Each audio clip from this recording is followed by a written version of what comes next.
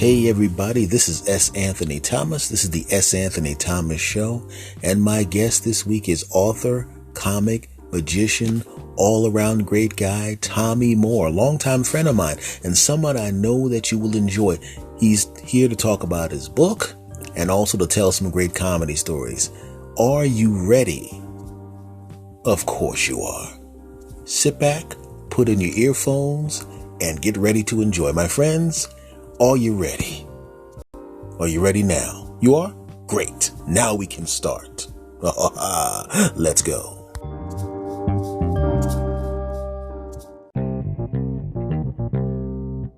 All right, everybody. Look, I've been telling you time and time again that I like to have guests on the show that I find interesting, that I find credible, and this streak is continuing. And he couldn't find one this week, so he got me. Yes, I got stuck with Tommy. He's one of the guys that I started out. He was doing comedy a long time in Philadelphia. Very, very funny man. The credits, if I actually ran down Tommy's credits, the show would be 7 hours and 45 minutes long. And I wanted to talk to him. He's an old friend of mine, as you'll probably figure out from the conversation. And I just read his recent book, and it's called Comedians Telling Tales Out of School. He's written other books, of course. We'll talk about that. But this is the one I read this one, and as a comic, if you like comedy, if you enjoy stories about comedy, if you enjoy the art form itself, I'm telling you now, you got to get his books.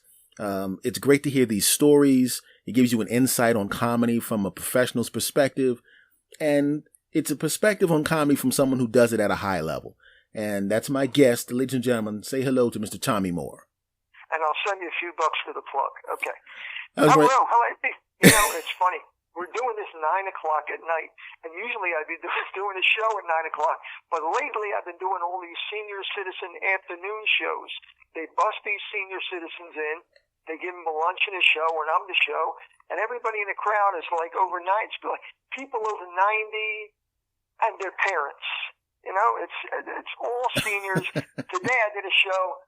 I was the only one in the room with my original hips. Oh well. Yeah. You don't put a glass of water down, you come back, there's teeth in it. You know what I mean? I did one show, there was a prostate convention right up front. It's hard to make people laugh when they can't pee. This is true. This is very, very true. I did one show, there was a couple, 80, 85, they just got married.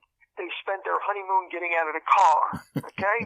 The groom drank champagne from the bride's slipper, almost choked to death of the corn plasters. A year later, they had a kid. The kid was born with a mustache. How many of these do you want me to do, Steve? Let's see, about an hour worth. See, now they know your first name is Steve. Everybody wonders what the S stands for. I have known this man and boy, for 30 years.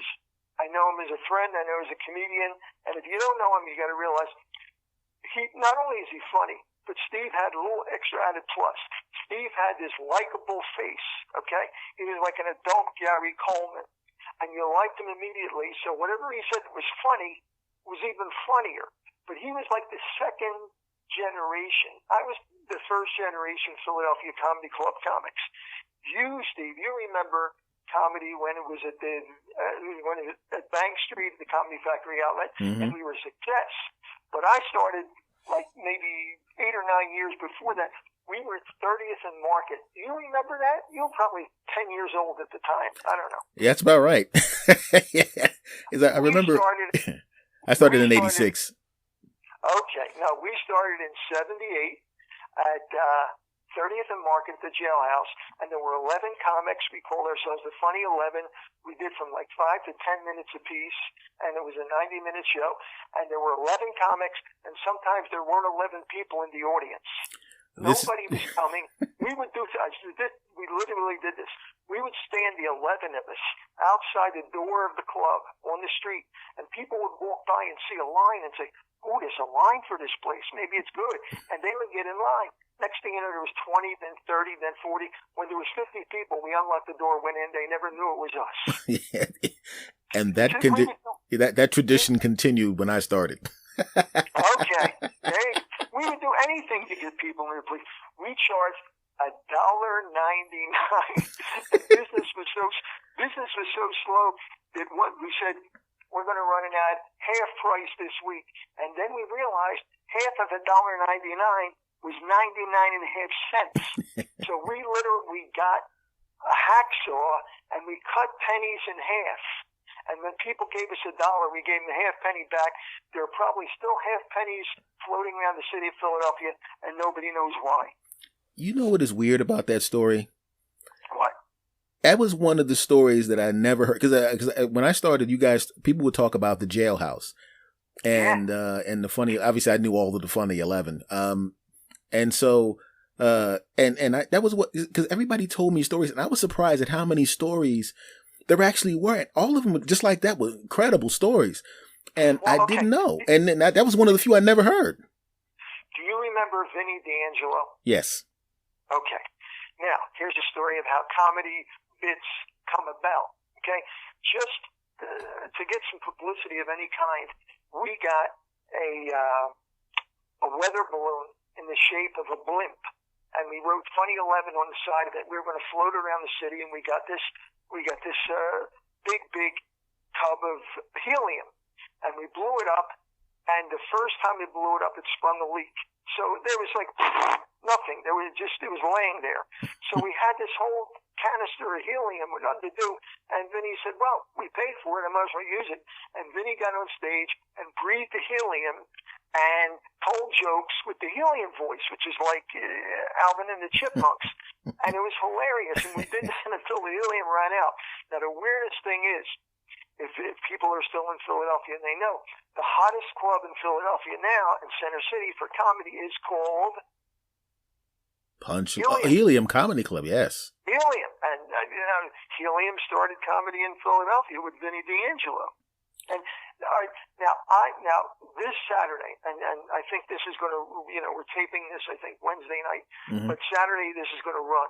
So if people are hearing this Saturday afternoon, early Saturday night, get in your car, go to Yardley, Pennsylvania, to the Yardley Community Center, because there's going to be a big reunion. Grover Silcox, Jim Daly, and myself, all from the Comedy Factory outlet from 40 years ago, are getting together and doing a show.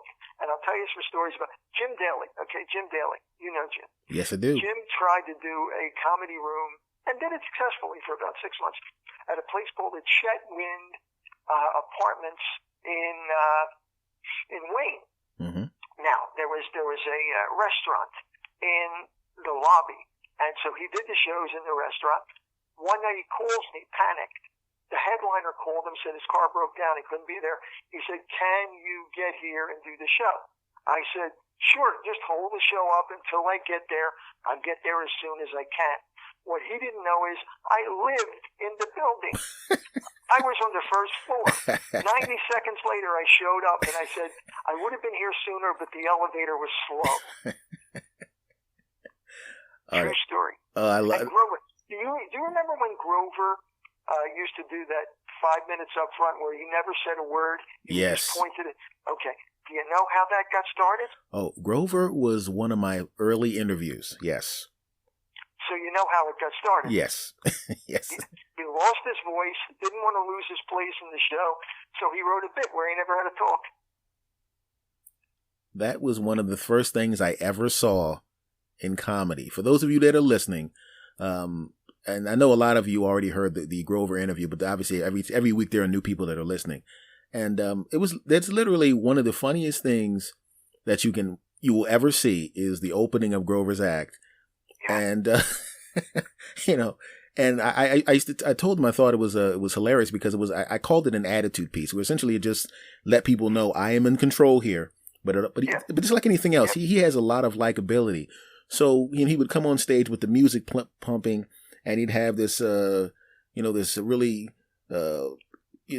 charismatic opening, and he would ask somebody a question in the audience. They would attempt to answer and he'd go, super. And then he'd start the music again. And it is literally, if you see him do it, if you don't laugh at that, you've never laughed at anything. It's true. It's true. It's incredible. And Grover and I, in the beginning, did places before there were comedy clubs like you wouldn't believe. It's true. Grover and I did, I think it was called the there but for the grace of God go I, bar and grill. Okay? It's like we pulled up and we were the only car in the parking lot without a gun rack. There was a sign, there was one parking spot that was prohibited, and there was a sign on it that said, the maximum penalty for parking here is going in. Oh, well. Well, all right then. Sign me up. The place was decorated floor to ceiling with Polaroid pictures of their customers stapled on the wall. And we realized as soon as we saw it, the place had a 2 tattoo minimum. Now we go in, and the owner meets us, and he said, you must be the comedians. I can tell because you got jackets on. Oh, all right. He said, we wasn't going to have you. We was going to have dwarf tossing because they had that. They would get they would get dwarfs and they would put them in harnesses and toss them across the floor. So we was going to have dwarf tossing, but those little guys is expensive, so we figured we get you. Now it's time to do the show, and he says to the people, "All right, we got to move the pool table because that's where the show's going to be." Now the people are murmuring, "Pool table? We got to move the pool table?" Oh, man. Now they're already angry at us, right? Mm-hmm. And the guy said, well, can we still shoot darts? And the MC heard shoot, and he remembered the gun rack, and he got out. No. But he said, no, we're going to do it up against that. Well, we got a brick wall for you and everything. Then he looked at it. He said, wait a minute. That's no good. Because in the middle of the brick wall, there was an exhaust fan. Oh, good Lord. And he said, that doesn't look good. He said, we got to make this look like show business. He said, ain't we got a bed sheet in the basement? They go down and get a bed sheet. They duct taped it to the wall over the exhaust fan. He said, now it looks good. You go up there and do your show.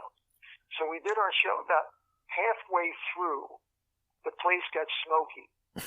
And the bartender decided to turn on the fan, the exhaust fan. It sucked in the sheet. It ruined the motor, and the show was over. And as we leave, we heard the bartender say to the owner, we still got them midgets' phone numbers. You know what's hilarious is people don't realize when we started doing this stuff, the things we have seen and gone through and experienced. People like you and me who have 30 plus years in the game have seen things that the people that come to shows would not believe. It's like living in a bizarro world. We worked anywhere. We worked mob clubs. Oh, yeah. I mean, we didn't know they were owned by the mob, but there was a lot of flopped wallpaper and a Venus de Milo statue with the arms broken. And we had a feeling that the owner broke the arms just as a warning to customers. Yeah, exactly. I did a place once, and I heard a woman in the back say to her husband, honey, the guy next to us, he's got his jacket open, and he's got a gun under his jacket. And the husband said, so do half the people in here, eat your soup and shut up. Yeah.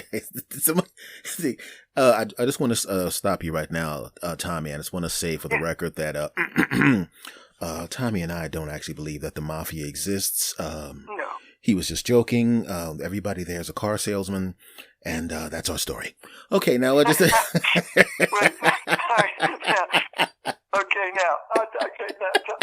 I work this place in North Jersey, okay? And I won't name it because I don't know if the statute of limitations is up.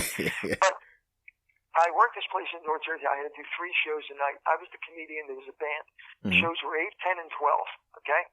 And I'm Italian, so I know that I'm half Italian, half Jewish, which is good because no matter what I want in life, half my family gets me wholesale, and the other half gets me hot, so I'm okay. All right, now, I'm Italian. I'm in the place. I can see what it is, all right? There's only 4 people in the audience. Oh, jeez. There's a guy and his wife on one side, another guy and his wife on the other side. They both have pinky rings and suits made out of chrome, okay? And I figure either they don't like each other, which is why they're sitting on the other side, or the chrome is just too bright for them to be close. Okay. Now, I'm supposed to do 20 minutes on and off. The band does 40. I do 20. So 8, 10, and 12. Okay. Mm-hmm. Lynn Randall, tremendous singer, is on stage, and she's getting near the end of the set. Oh, and one of the guys asked for 3 songs in particular. Mm-hmm. He wanted Bad Bad Leroy Brown, he wanted Mac the Knife, and he wanted Stagger Lee. And I realized in all these songs, somebody gets killed.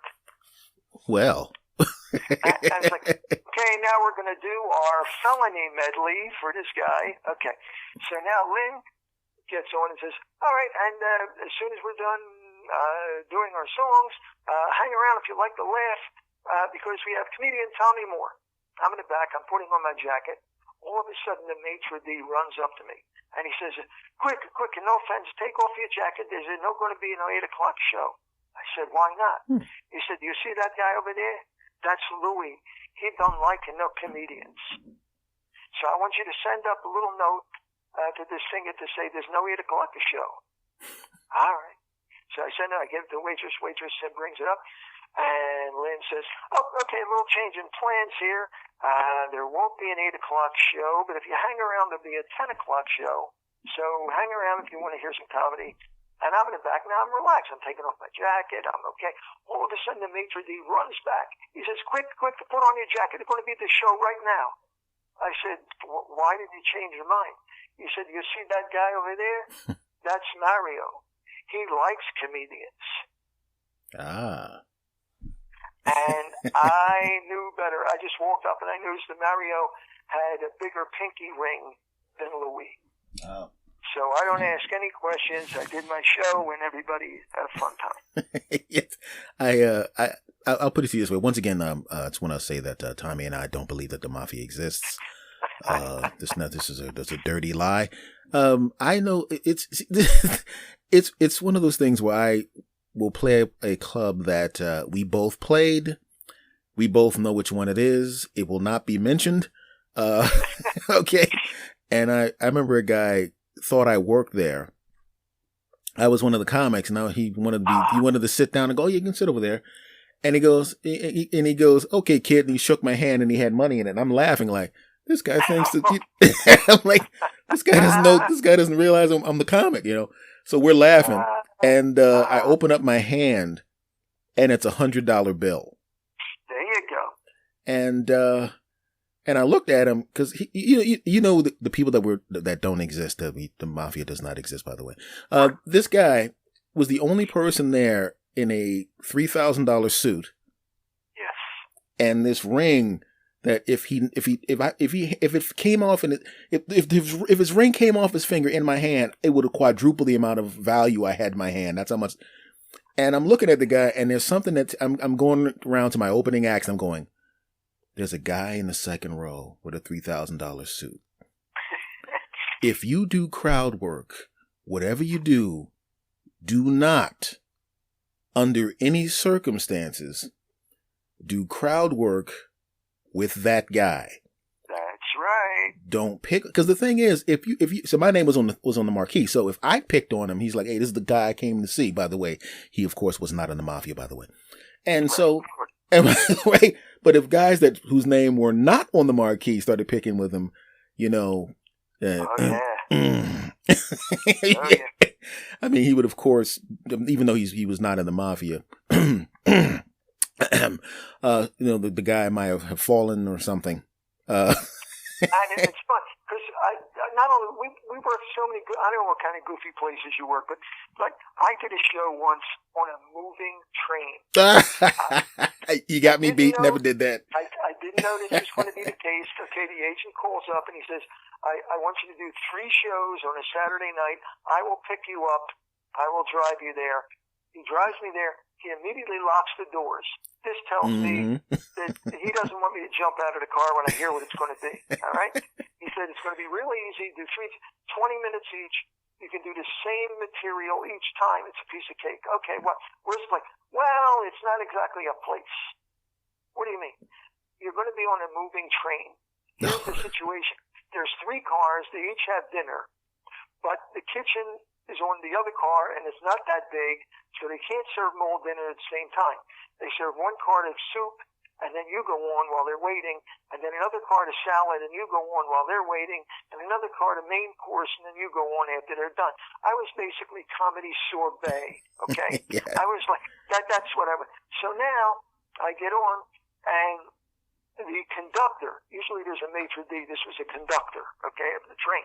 He said, let me ask you a question. Do you know any cow jokes? I said, yeah, I know a cow joke. I'm going to throw one. He said, because about 20 minutes in, we pass this cow pasture, and everybody looks out, and the cows go moo. So if you have a cow joke, it would be good if you did that, okay? So now we pass it, and I get the cows, and I do my cow joke. But on the way back, the cows are on the other side. I'm in a different car, and the people look at me. So I did a cow joke again, and I always wondered if the cows were like, I heard this joke before. You know what? Cows are horrible critics. I hate them. Oh, the worst. And that's why I eat lots of hamburgers. But it's funny because those are the great stories. Those are the great jobs. Those are the stories I wrote about in the 3 books, along with stories about the great comedians I work with. Here, I got to tell you the story. This is you remember Ben Curlin, right? Yes, I love Ben Curlin. Yes. Okay. Ben Curlin was a funny man, a great guy, great friend, but he was finicky. He was picky. We were going to do one show once in Maryland, and it was about a 2.5, 3-hour drive. And Ben calls me up and says, how are you going to get there? I said, Will Neary's going to pick me up. He said, do you think it would be okay if, I come too? Yeah, we'd love to have you. 10 minutes later, he called me back. Tommy, can I ask you a favor? Yeah, what then? Can I ask you not to wear any cologne? I said, okay, what are you, allergic? No, I don't like cologne.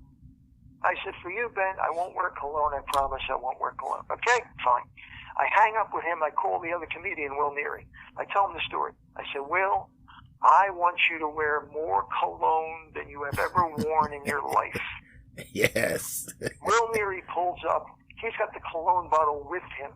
He's spraying the dashboard. He's spraying the chairs. Now, Ben pulls up. He gets out of the car. I put my hand up to his nose. I say, see, Ben? No cologne. Oh, thank you, Tommy. He opens Will Neary's door, and the cologne hits him in the face, and he says, you son of a... He said, I knew the minute I hung up with you, you were going to do something. We rode the whole way to Maryland with our heads out the windows like dogs. If he knew, first of all, and also, but by the way, I also love Will Neary. If he knew Will was driving, he should have already known that the two of you. He's like, knowing everyone in this story very well. It was like, Ben, you were basically asking for it. And the neat thing is, all of those crappy, horrible, crazy jobs are the ones with the great stories. I mean, I graduated from that to work at like Caesar. I did 354 shows at Caesar's Resort Hotels and Casinos. Nice. I did Bally's and the Claridge and Golden Nugget and Playboy and Resorts and Tropicana and Sands and Showboat. But the real stories are from the early days with the crappy little jobs that always had something funny happening. It's like. Yeah, those are character building. You did a comedy. You taught a comedy class. Do you still teach that? Or? No, I taught that at Temple University for 5 years, and that's what my second book is. I wrote 3 books. People always said, you've got all these stories, you've got to put them down. So the first book I wrote was called A PhD in Happiness from the Great Comedians. I interviewed about 50 comedians, and they gave me show business lessons that really became life lessons. And the second book I wrote was Joke Telling 101. It was How I Never Let School Interfere with My Comedy Education.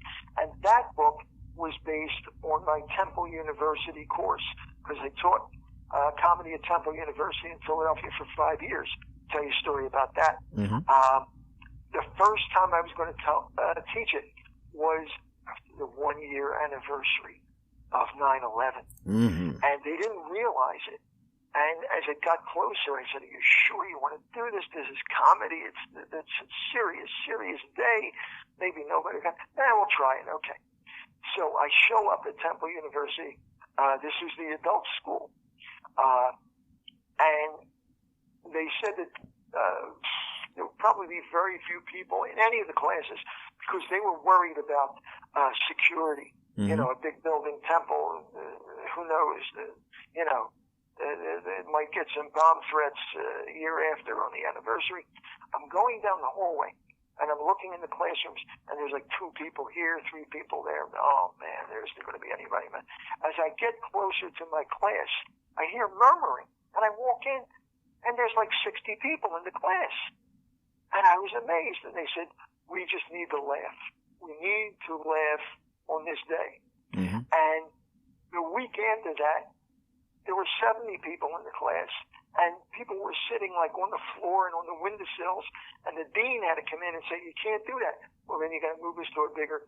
They moved us to a bigger classroom, and the week after that, there were 100. They moved us to a bigger classroom, and it was the most popular course in the syllabus, and it was just how to tell a joke in the history of American comedy, and that's what my second book was about. And the third book, which is the one you just read, is Comedians Telling Tales Out of School. And I had written a comedy newspaper column for about 11 years. Yeah. And I got to interview all of the best comedians, Red Skelton, Steve Allen, Red Fox, Pat Cooper, Mickey, and I put about 35 of those interviews in the book, as well as in the back a whole bunch of stories about young comedians and the stuff we go through. And that was the book you read. Mm-hmm. I see. That's the thing I keep telling. I remember being the, and I remember when you and I bonded back then because I was still a kid. I remember you were surprised because before I started doing comedy, I fell in love with vaudeville. Ah, yeah. And to me, it was very similar. The way I describe it to people that don't pay attention to that was I said, just imagine you have NFL players, and those would be the people that became superstars. And then you'd have the college players that knew they were never going to the NFL, but they loved playing the game. And the people in vaudeville, a lot of them knew they had, they didn't have, George Burns or Bob Hope's abilities to create it again and again and again and again, but they loved standing on that stage and performing for people. They loved that more than anything.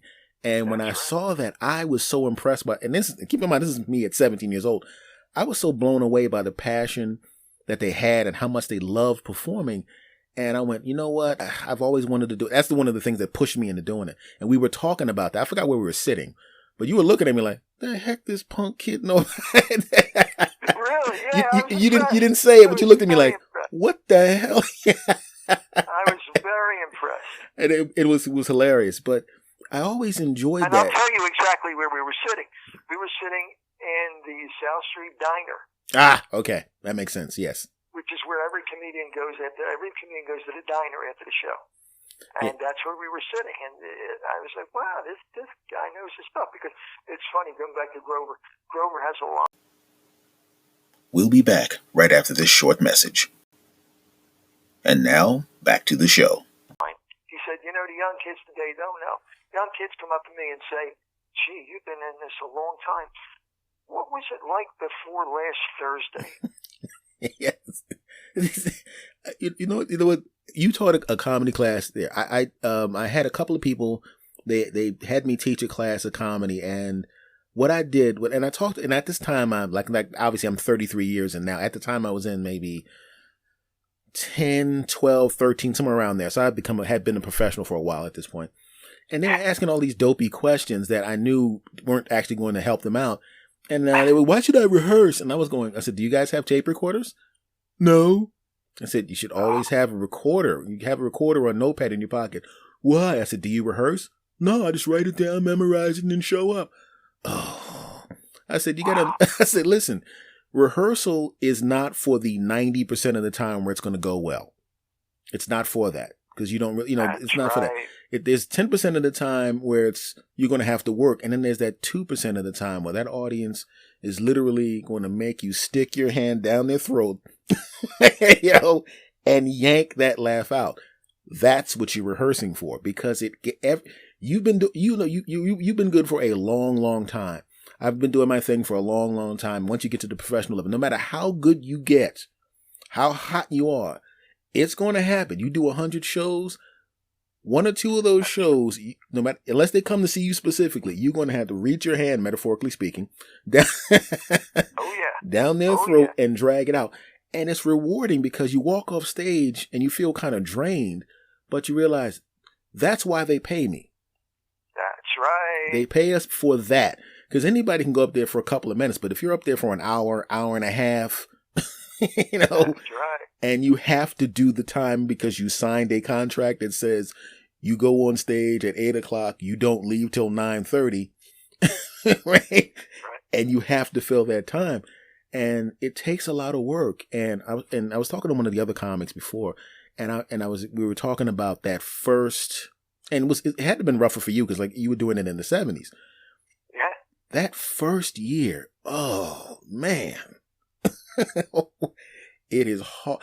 Because you were talking about the jail, you had to drag people into the jailhouse, and we drove people into the CFO early on too. And I'll tell you something. Do you remember?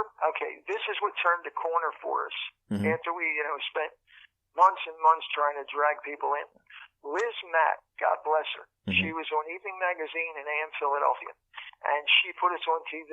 And the minute after she put us on TV, we sold out. That's what it took. That's what it took. You know. But and then you get situations where you don't have to worry about the crowd being there. Like I said, I performed at every casino in Atlantic City, and the first time I did Caesars Resort Hotel in the Poconos, 700 people.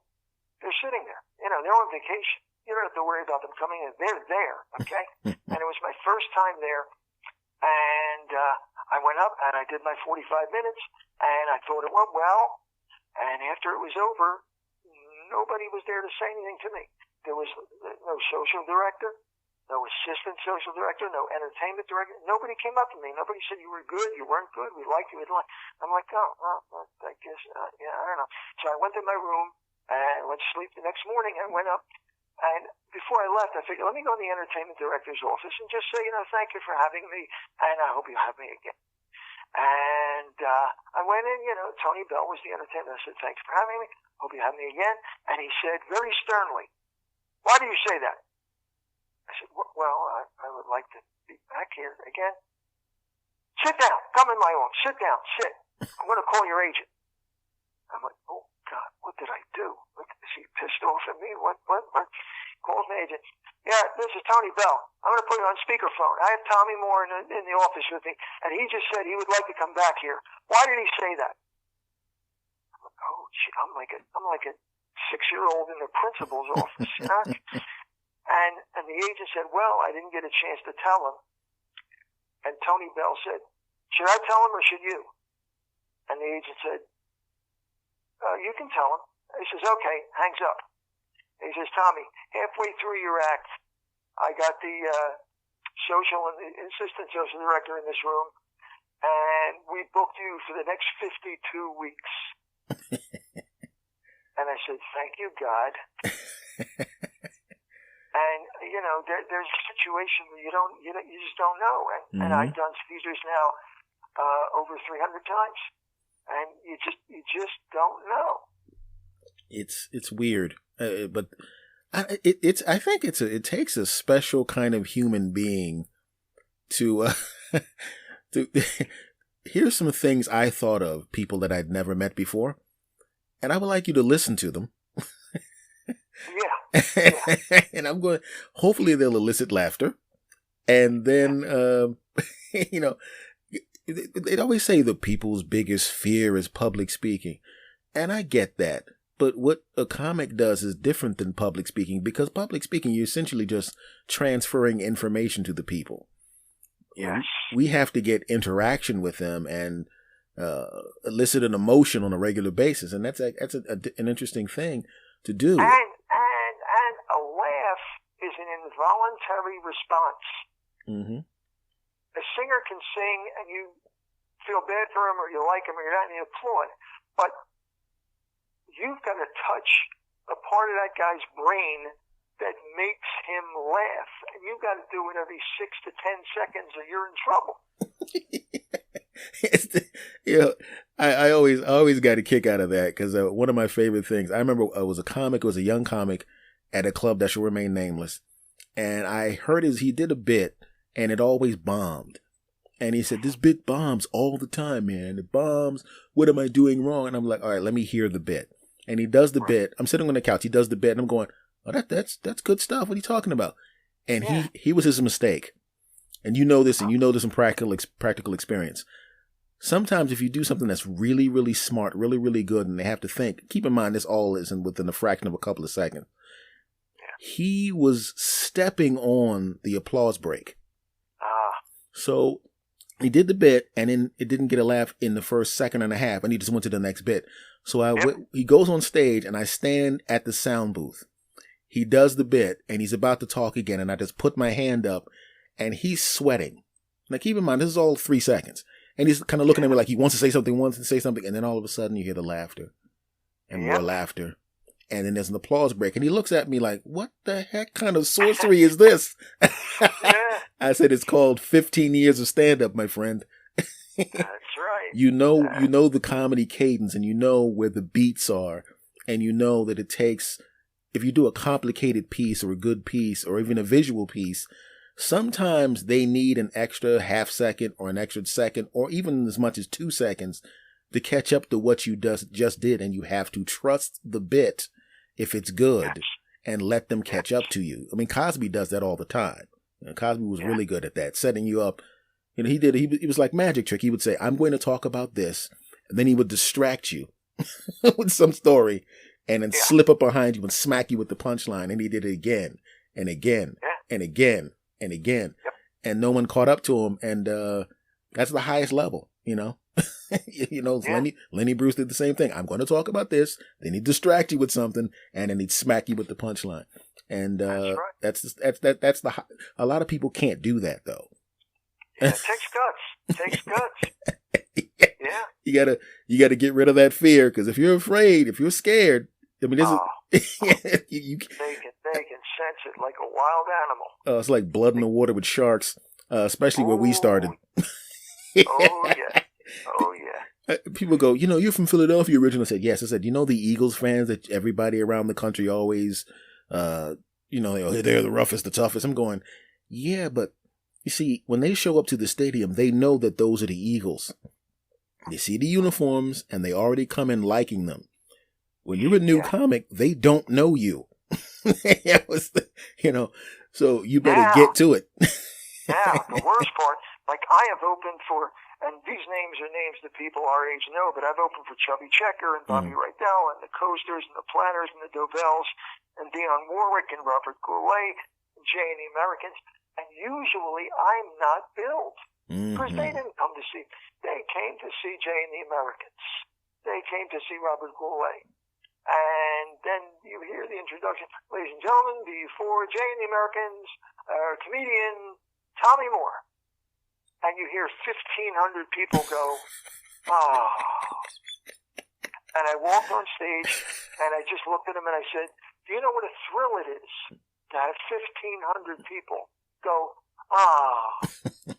And that was the first laugh, and I had him. Now, I'll tell you, this was the time I was working with Jay and the Americans. They come to me before the show, and they say, we never saw you. You good? Yeah, I'm good. I'm all right. Can you do 45 minutes?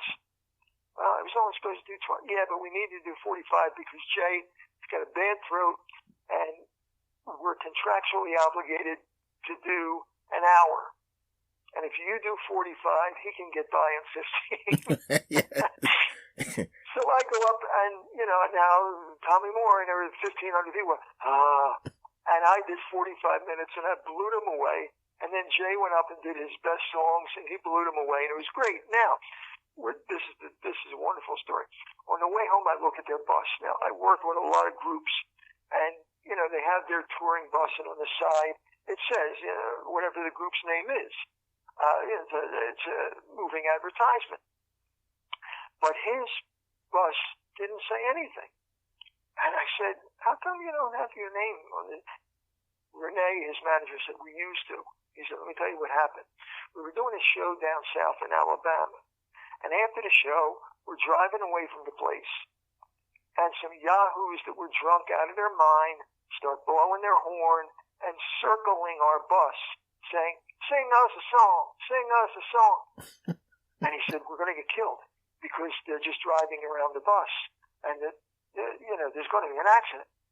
He said to the bus driver, "The next time the car goes to the back of the bus, blow the horn and jam the brakes." That's what he does. So the car behind with the Yahoos jammed their brakes. Rene got out with a sawed-off shotgun, and he pointed at their tires. And he said, "I don't want to get killed. I don't want to see you get killed. I don't want to see an accident. If you don't stop following us, I'm going to blow out all 4 of your tires, and you won't be able to follow us." And they were like, "All right, mister. Okay." Now, the reason I say that is not only did the side of the bus not have their name on it, but in the front where there's a reader strip above the driver that usually says, either where it's going or where it's been or where, the reason for the bus. Mm-hmm. On that reader strip, it said, "Nobody you've ever heard of." Oh, well. I got to ask you this. This is something that and because you brought this story up, you brought up some bad memories for me. I want to ask you this, because a lot of times, for people that are listening, a lot of times when they book us to go places, whatever city you're in, a lot of times, the club and the hotel are in different locations, Yeah. But sometimes you're actually in the hotel. Yeah. And which is okay, because you can still kind of hide out. I mean, not that you did anything wrong, but you don't necessarily want people knowing where you're staying. Even if they're happy to see you, which they usually are, you still don't want, people calling your room. I played a place, and this is another place, and I'm pretty sure you played it, and it shall remain nameless, but it was just outside of Pennsylvania. It was a motor lodge. Okay. And the room that they had us all staying in, they had all the comics in rooms 1, 2, and 3. Not the numbers 1, 2, 3, but we were all next to each other. Yeah. So we had to leave the room, to leave the comedy club. We had to walk through the audience as they were leaving, and walk into our rooms that were facing the parking lot. So now everybody knows where we're all staying. So the entire night, till about 5 o'clock in the morning, drunk people who liked the show would show up. Click, click, click, click, banging on them. Like, who's banging on the door at 4 o'clock in the morning? "Hey, man, I just wanted to tell you, we thought you were hilarious, bro." And he goes, I'm going, "Okay, thank you." And I'd close the door. You go right to the next guy. Bang, bang, bang, bang. Dude. We're all going, "We've got to move." But there was no place to go. And I was wondering, have you ever been in the situation where you're going, "Oh, God, I can't get back to my room because if I go now," or had somebody follow you home? I've had that also. Now, you see, maybe I'm different. I don't know. To this day, when I did hotels, and there were 700, 800 people there, mm-hmm. I would stand at the exit of the showroom, and I would shake hands with every human being that came out. Mm-hmm. And I would say, "Thank you for coming." And they would tell me a joke, and that relieved all of that, because anybody who wanted to get anything off their chest did it there. All right, I'll tell you a story. The Catskills. All right. I went up to the Catskills, and this is true. It was the first time the Catskills at the Pines Hotel. 1,200 people in the audience. Now, I showed up very early because I really wanted to get the lay of the land. Mm-hmm. Okay, and they said 3 o'clock there was a customer talent show. So all of the guests would get up and sing a song or tell a joke or do an impression or do whatever. I figured, let me go see this, and I'll really get a feel for what these people are. Okay, and so I watch it, and after the talent show in the lobby, the social director said, "And tonight, make sure you come to our big show in the main room. We have a 22-piece big band orchestra and a comedian." And all the people went, "Ooh." Oh, jeez. And I'm like, boo, why are they booing? Why are they booing? I went over to the social director and said, listen, I'm the comedian. Why are they booing? He said, look, if you want, you can just go home now. We'll pay you. I said, what's wrong? He said, we had 3 comedians this week. Tuesday night, the comedian was so dirty, the whole audience left. They walked out. Ooh, yeah. Wednesday night, we told him to be clean. He was clean, but he wasn't funny. Half the audience walked out. He said, they don't want a comedian. If you want to go home, go. I said, no, I'm here. I'm going to do a show. For the next, 5 hours, every time he bumped into me, he kept saying, are you sure? Are you sure? Are you sure? I took him backstage before the show. I opened up my briefcase, my suitcase, and I said, see these props? This is my regular act. I know this is not what they want. I know these people. I know who they are. I know what to do. Okay. I stayed at the entrance as all 1,200 people were coming in. And they obviously knew I was a comedian because I'm in a tuxedo. I got a goofy white hat on. All right. They're all mad at me coming in. They're shaking their finger in my face. You better be good. You better be clean. Because if you're not, we're walking out. And I was like, don't worry, we'll be okay. We'll have fun, Okay. I go on stage. I don't do my act right away. I load it up with jokes. Italian jokes, Irish jokes, Polish jokes, Jewish jokes. Mm-hmm. Jokes that I know they love. Boom, I'm in with them. Then I go into my regular act, and they're terrific. I get a standing ovation. I ran around as quick as I could to that front entrance so that I talked to every one of those 1,200 people as they walked out and got their compliments. And some of them said, we're going to sue this place because the shows were so bad. You saved this place a lawsuit. And I worked there for 3 seasons just because of that. But that's where, I enjoy talking to the people after the show. That doesn't worry me. But the classic story, and comedians know this joke, but for people who might be listening to the show and, don't know it, I'll tell the story. And every comic knows it. And it shows the insecurity of a comedian. So a comedian does 2 shows at a comedy club, goes back to his hotel room. 3 o'clock in the morning, the phone rings. Beautiful girl on the other side, gorgeous, sexy voice, says, are you the comedian? Guy's half just said, yeah, why? I saw your show tonight. And it took me all night to figure out what hotel you were at. But I want to come to your room and make mad, passionate love to you because I thought you were so funny. And the comedian says, did you see the first show or the second? Yeah. That's how insecure comics are. You know what's hilarious though is I remember it was you and Big Daddy Graham. Okay. And you both said to me, yeah, Steve, I'm about to do a Big Daddy impression.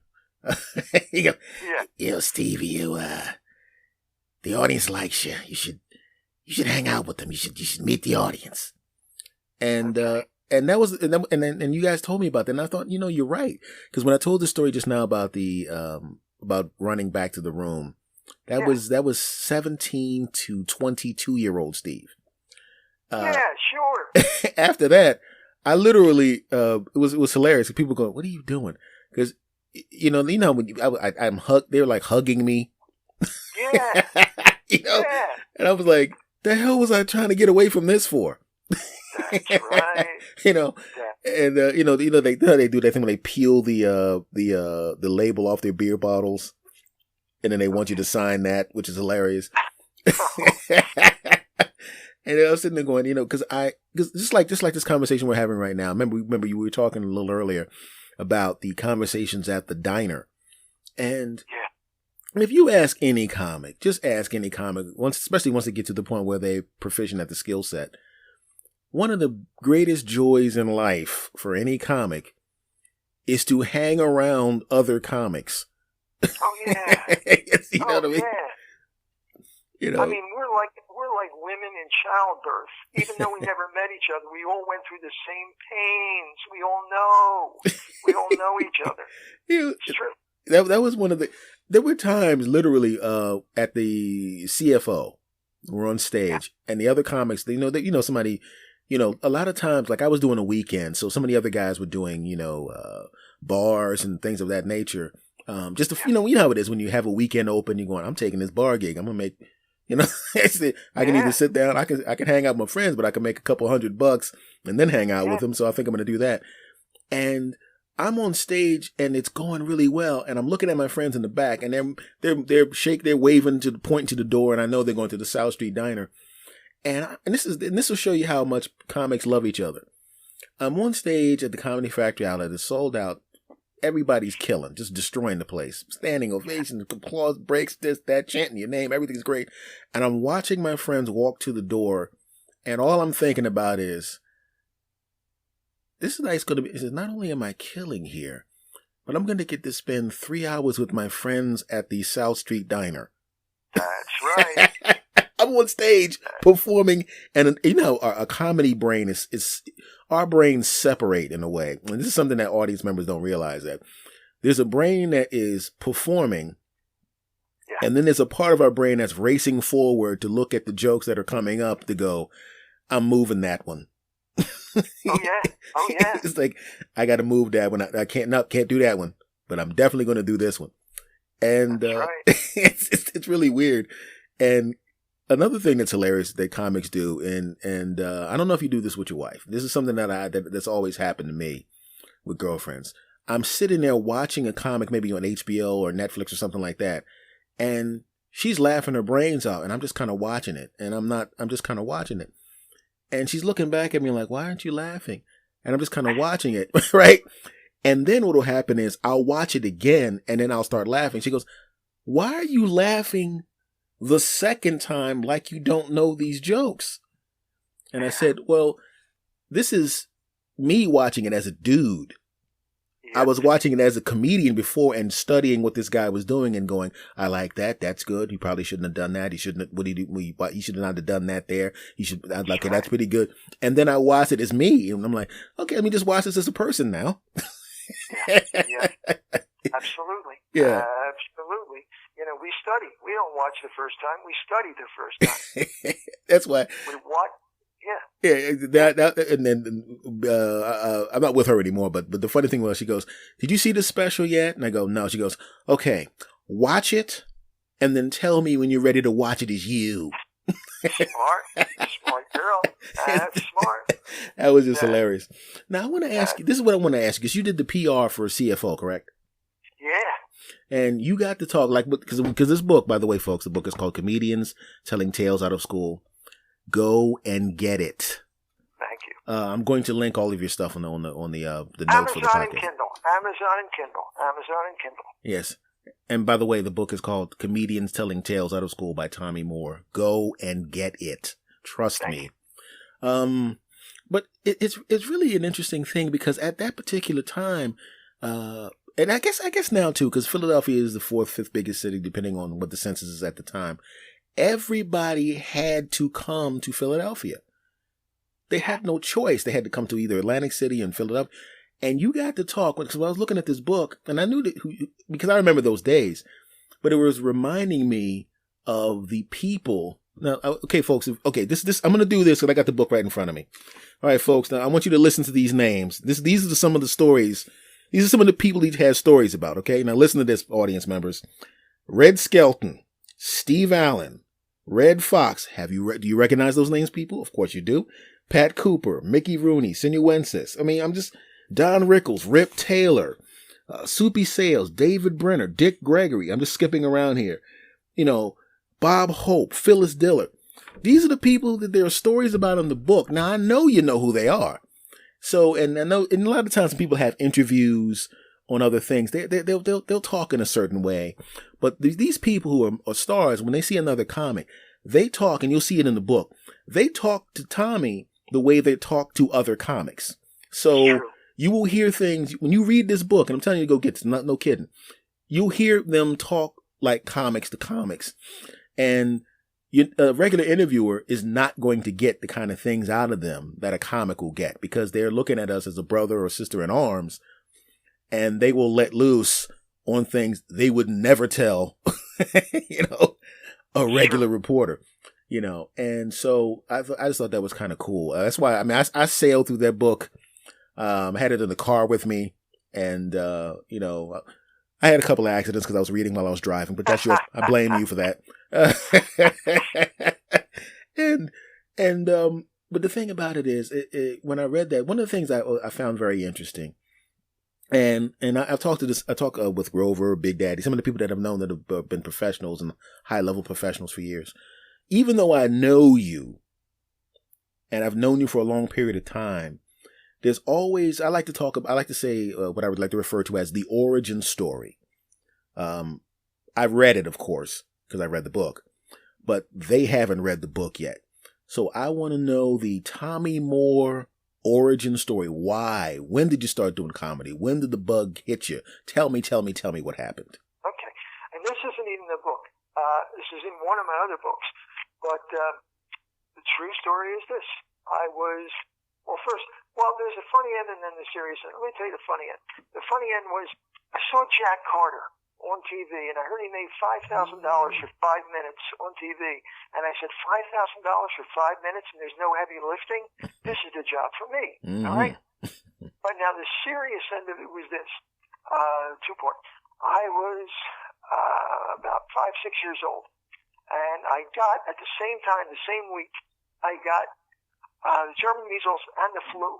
Yeesh. I was sick as a dog. I had 104.5 temperature, and the doctor said if it went any higher, they'd have to put me in a tub of ice water to break the fever. Mm-hmm. In those days, the way they dealt with German measles was to pull all the blinds shut, no light, stay in bed until it goes away. I was going nuts. I was going stir crazy. I begged my parents, let me come downstairs and watch TV. And so they wrapped me up, they bundled me up, they brought me downstairs, they put me on the couch, turned on the TV. There was a show with Jimmy Durante, Pearl Bailey, and the Treniers. Mm-hmm. And Jimmy Durante was a comedian, Pearl Bailey was a singer who was very funny, and the Treniers were a show group who were also very funny. And for a half an hour, I laughed. And I realized that while I was laughing, I wasn't thinking about being in pain. Mm-hmm. I wasn't feeling sick. And I said to myself, if I can ever do that for another human being, that's the best thing I could ever do in life. Now, fast forward about 4 years. My uncle was in the hospital. I was maybe 8 or 9. I don't know what it was. And my parents took me to the hospital. I didn't want to be there. Hospitals in those days were not the brightly lit, cheerful places. It was a dark, gloomy place, and we're going down the hall. And I heard people moaning, and I was just very uncomfortable being there. And we went in, and my uncle was in bed and had all kinds of wires and, IVs and whatever. And I could see the pain on his face. And I was so uncomfortable, I made a joke. Mm-hmm. And my uncle laughed. And I saw the pain leave his face for about 10 seconds. And I said to myself, I can do that. I can do that thing that those comedians did for me a few years ago. And on my way out, holding my parents' hand, on my way out of the hospital, I just kept saying to myself, I can do that. I can do that. And it's the only thing I ever wanted to do my whole life. That's the only thing I ever did. I never had a day job. I was making money as a kid doing puppet shows and magic shows for 5-year-olds and 6-year-olds when I was 10 years old. Mm-hmm. So that's all I ever did. So you were doing magic even back then? Yeah. Okay, that explains that. Yeah, okay. And it's funny, too, because Steve Martin once said you always go back to your origins, whether you like it or not. For about the first 5 years of doing comedy as an adult, I'm talking 19, 20, 21, I was Mr. Purist. I'm a stand-up. I just talk. I don't do it.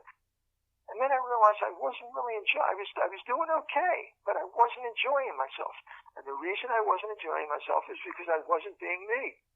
And what me was the puppets and the magic tricks and the goofy props and the goofy hats. And I started doing that, and I really started enjoying myself. And I've been doing that for almost 40 years. Mm-hmm. And that's now when you started, because that was when you were little, and then you get up to the teenage years, early 20s. And then, of course, we know now Funny 11. That is, I'm just wondering what it felt like, because you know what it was like to do it in the 70s, the Jailhouse. What did it feel like? Because by the time I came along in 86, the comedy boom was in full swing. And as you remember, and for those of you that this is obviously 2019, this is a little primer for the people at home. During the comedy boom, every place that you see right now, say you're driving down the road in your major city and you see a diner or a bar or a bowling alley, a restaurant, an empty lot, all of them had comedy in them. All of them. Bowling alleys had comedy. I remember saying my opening night, I've never worked to a crowd with rented shoes before. And they were pretty good shows, though. Yeah, they were. But one of the things that used to crack me about the bowling alleys is they always, what a bowl of fever rapes? they always did them going, it's 2:00 in the morning, man. We'll keep it open for you. Yeah. All right. And audience, it was really an interesting time because you could, and by the way, before I even say any of this, I want to say, for Tommy and myself, we all taxes were paid.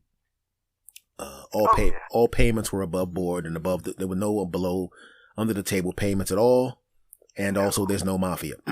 Anyway, so you literally could, it's not that way now because now comedy is so mainstream. It's just like, to some people, it's just like anything else. I mean, it's still out there and it's still thriving. But it was, when you told people you were a comic in the 80s, people, really? Like you said, it would be the equivalent. I came from the planet Zortran. Really? Did you? And you could go to a bar, 3 blocks from your house on a Tuesday. And remember that place? It was in Bethlehem. Was it the Funhouse? Okay. It was a Funhouse in Bethlehem. You could go up there and, had a little bar. It took about an hour to get there. And you could go on stage. You could do 30 minutes and the guy would hand you $75. Yep. And as a teenager, I'm in the car with a couple of guys, some of the guys you mentioned, and I'm just thinking I'm going up there for a couple of minutes. And he goes, and the guy stands in the back and he does that hand motion for stretching because it was going well. And I'm going, oh, this is kind of cool. And then you walk off stage, the guy goes, nice job, kid. And he shakes your hand. And you look in the hand, it's like that guy that's not from the mafia that I talked about earlier in the show. And no, this guy was just a regular bar owner. But and he gave me money. And you could do that in the 80s. You could do that. It's the greatest job in the world. Think about this, okay? We go to a party every night. We're the center of attention. We make people laugh and applaud. They tell us they love us, and then they give us money. Mm-hmm. That, you can't beat that. And now you said Bethlehem and made me think of a story. Do you remember, I don't know if you were, the Burn Mountain Inn up in I don't know where it was. I just know that the directions to the place was get on I-95 till you see a bear and then make a left. Okay? If it existed between 1986 and 1995 and it was within 150 miles of Philadelphia, yes, I played it. So now, the Burn Mountain Inn, we get there, and there are only 2 people in the place. Yeah. All right, well, we're there now. Okay. 20 minutes before the show, 2 people. 10 minutes before the show, 2 people. And there was a rule. If there weren't at least 8 people, the comedian only got paid half. Now, I didn't care. But the other comics drove from forever, and half wouldn't even cover gas and tolls. And they said, we got to get people. There's no people. I saw a guy at the bar in a tuxedo. Now, anything that wasn't like an orange cap and hunter's clothes. He was too dressed up for this place. And I'm like, why is this guy wearing a tuxedo? And I follow him, and in a little banquet room on the side, there was a wedding with about 50 people. I grabbed some magic tricks right away. I went into the wedding. I started doing magic tricks for the people. They didn't expect me. I said, if you want more, come over next door. We're going to do the show in about 10 minutes. We got about 20 people to come in. Everybody was happy. We all got paid. And it was the best dressed audience I ever been to because there were people in tuxedos. There was a bride in a gown. And I think the middle act caught the bouquet. Oh my goodness. This is deja vu, man. This is deja vu. I don't know if it's the same place, but I remember going to a place. It was, I think, 7 light years outside of Philadelphia. Right? And they said you get the door no matter who comes in there. And we walk and I'm going, oh, this is going to be great. I'm going to get the door. Nobody's in there but the bartender and one waitress. And I'm looking at the clock and I'm going, oh, this is, and you know, like the place you described, no one around. I can't even go outside. I hear people talking around and I go into the restaurant and there's a boatload of people in there. They don't know the comedy room is in the back. Right. So I start walking around. I walk through the audience. Where's this comedy show? Smart. There's a comedy. Where's this comedy show? And people are like, comedy show. What comedy? Comedy show. What comedy show? And so they're asking the waitresses, and I kind of ease back out of the room. And they all walk in. Where's this comedy show? And I'm going, please don't recognize me. Please don't recognize me. Please don't recognize me. Because I was trying to be slick. And they didn't. Because they were eating. They just kept hearing some guy yell comedy show. And I got to keep the money. So it was very similar to that. Because I'm sitting there going, and I'm going, because you know how it is when someone says, you're going to get the door. You're thinking, oh, man, I'm figuring at least 50 people are going to be there. So I'm going to make a nice little bit of money. This is great. It's a Wednesday or whatever. And I walk in and there's like a ram's head on the wall, you know, guns all over the wall. And I'm thinking, oh, gee, it was like, because I did a gig with Will Neary up in Williamsport. Okay. And you know how long that gig is. It wasn't as far as Williamsport. It wasn't 4 hours, but it was like 2.5 hours one way. And, yeah, so I can relate to those. I can relate to those war stories, you know, people throwing bags of ice at the other comics. All right, I'll tell you a story about a no crowd, okay? It was a Monday night show, midnight, in Wildwood, Pennsylvania, Wildwood, New Jersey. Okay, so we come from Pennsylvania, we go there midnight. Okay, then go to midnight. It's 11:30 and there's nobody in the place. Now, do you remember the Electric Slide years? Yes. The Electric Slide is like the biggest song in the world. Okay, the Electric Slide. So it's 11:30. There's nobody in the place. 11:45. There's nobody in the place. Okay. 5 minutes at 12. There's nobody in the place. Now I go over to the owner and I say, "Are we going to cancel the show?" He said, "No, it'll be a show." I said, "There's no people." He said, "There'll be people." He said, "Watch." True story. He says to the waiter, "Open up all the doors, side doors, front door, back door, all the doors." He says to the DJ, "Play the Electric Slide loud 3 times in a row." In 9 minutes, the place is packed. People were coming in off the street. People were paying a bridge toll to do this friggin' dance. And the minute it was crowded, he said, "Okay, time for the show." And we made money. It's amazing how entrepreneurial you have to be. When you go to certain areas where they don't necessarily have because like we could sit here, you know, there's so many, and even just in the first 5 years, the first year of comedy, you're learning the basics. Then after that, you're learning how to write material to perform, the stage techniques. Then when you get to around 10 years, you pretty much know what you're doing. And after that, it's more along of honing and perfecting, evolving, and writing new material. But those first 5 years, you could probably write 15 books, not including the ones you've already written. Just off what happened in Pennsylvania We only have to talk about New Jersey. You can write another 10 books off of that, and another 10 books off of down south, another 10 books of what happened in casinos, because there's so many variables and so many interesting things that happen. And that's other than the fact that I wanted to talk to you anyway. That's one of the main reasons I wanted to have you on here. I wanted people to know about this book and your other books, because people that listen to this podcast, and it doesn't matter which country they're listening, because there are people that are listening in a bunch of different countries, but they all obviously like comedy because they came to a comedian's podcast. And I wanted people to know that if you wanted to get a collection of these great stories, that you had them. Thank you.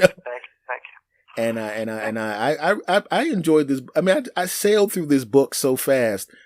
I'm a fast reader anyway, but the simple fact that I know this world, and I found these stories fascinating. It was great to hear, because I've read the stories of these particular artists that you recommend. Because when I started, I knew these guys, knew of these people, met a couple of them, but I just wanted to get a really good and interesting perspective on this and some insight into what these guys and ladies did. And you did a nice job of putting those things together. So I wanted people to know about that. Thank you. And it was great to talk to you again. Okay, now before we go, what I'm going to do is I'm going to link up on the podcast. I'm going to link up to your stuff. But plug your gig one more time, because this is going to be coming out Saturday morning. This podcast is going to come out, so the people that hear will have an opportunity to go to the show, because it'll come out Saturday morning. All right, get into the car and drive to Yardley. It's on Main Street in Yardley. It's called the Yardley Community Center, and the show's at 7:30. Doors open at 7 o'clock. Admission is $15. The show is Jim Daly, comedy magician, Grover Silcox, stand-up comic, and me, whatever I do. And we're going to have fun. It's going to be a ball. Oh, and it's family friendly. Don't have to worry about words. You can bring your grandmother. You can bring your teenager. It's a family friendly show, and we just have fun. Now, one final word to my audience while I have you here. Grover Silcox, he was interviewed on this program. Very popular episode. This is Tommy Moore. This is going to be a very popular episode. Jim Daly is another good friend of mine. All three of these people I know personally. I've known them for 30 plus years. They are daggone good comics. Get your butts out there and make sure you grab Tommy Moore's book. Trust me, it's really, really good. Tommy, thank you. And if you need any more information, go to bcpac.org, Bucks County Performing Arts Center.org, bcpac.org, and that'll tell you everything you need to know about Saturday Night Show. All right, Tommy, thank you. I was looking forward to this, my friend. Not just having you on the show, but also talking to you. Thank you, my friend. You too. Take care. Bye-bye. Take care.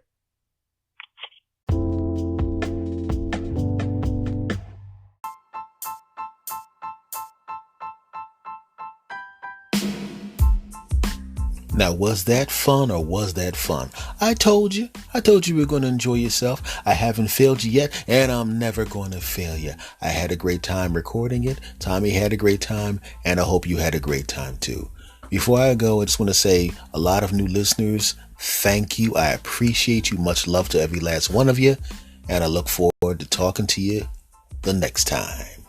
Thank you. Take care.